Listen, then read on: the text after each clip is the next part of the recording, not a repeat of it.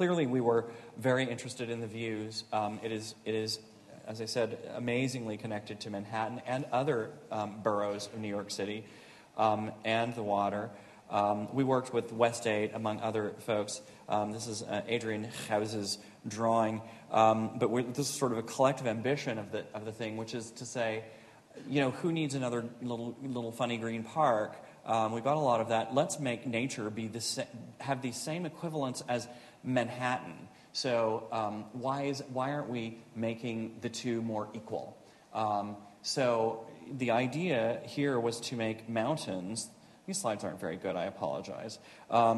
Make mountains out of the rubble that would be taken down from the buildings that were torn down. And so there's a mountain range, a new mountain range made on the tip of the island. You can see it there. They look like leaves. And then they march from one side of the island to the other, ending up as little bubbles in the water in the Hudson that I'll talk about in a second.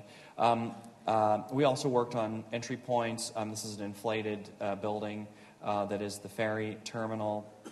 The island will have free bikes that you can just pick up when you get to the island, and they look like this. And in fact, we prototyped one of them, and it's probably why we won the commission, because Adrian came riding into the presentation on one of the little bikes. If you ever want to win a competition like that, do some theatrical thing, and they loved it. And so you take the bikes, you just pick them up, and then you ride through this really strange, surreal landscape that's like mountainous but not, and and it really is a sort of green, sustainable gesture in that the rubble. So you see that the fill is from all the excavated sites right on Governor's Island. So it's a sort of artifice. Now, the other thing about New York Harbor is it was full of oysters until about 50 years ago. When the river became so polluted, they all died. In fact, in bars in Manhattan, you would be given oysters like you're given chips now, straight from the river. And oysters are amazing water cleaners, as you probably know. They're really useful to restore health to dirty bodies of water. So we, more than just oysters, I think what we wanted to do here, and this is sort of where we focused, where DSNR focused our energies, is on this sort of ecological center at the edge of the island, which sort of is, as I said, it's sort of bubbles that sort of float and engage and submerge under the water, sort of carrying, these are the mountains on land here with, hollows and fill in them, and that march out into the water and become these sort of inflated bubbles that contain program, all having to do with the Hudson River estuary. These would be made of ETFE, inflated ETFE. We'd already been talking to our same engineer that we were working with at Blur, and you can see various things that happen. There's a horticultural shed. There's a marine life shed. There's a floating thing, which is the oyster bar, and there's a sort of a hole in the water, sort of floating element. You can see it here. It just sort of floats there.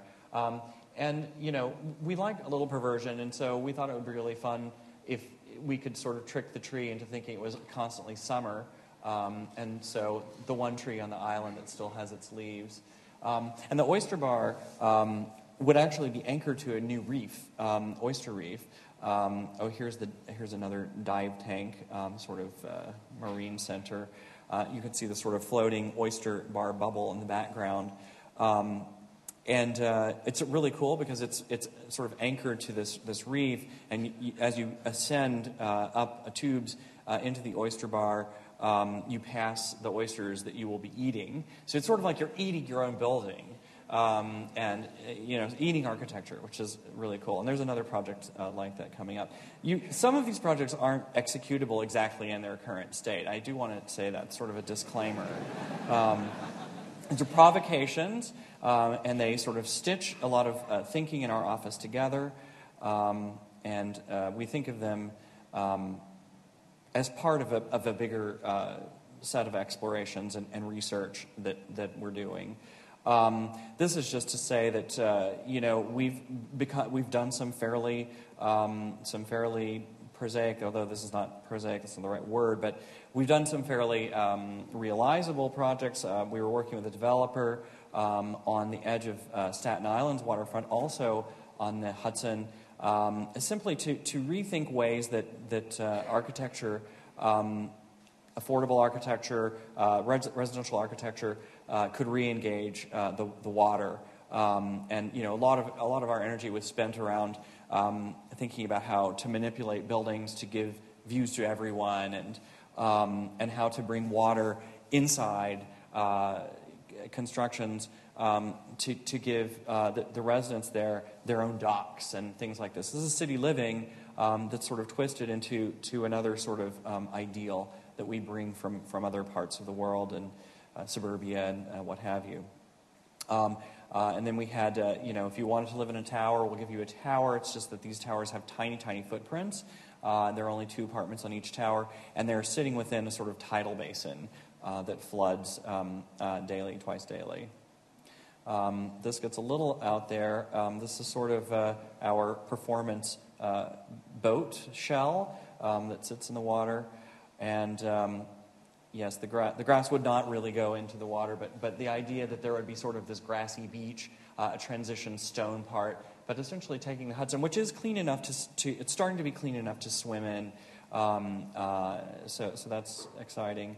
And then finally a hotel conference center at the tip of a pier with sort of outdoor performance space.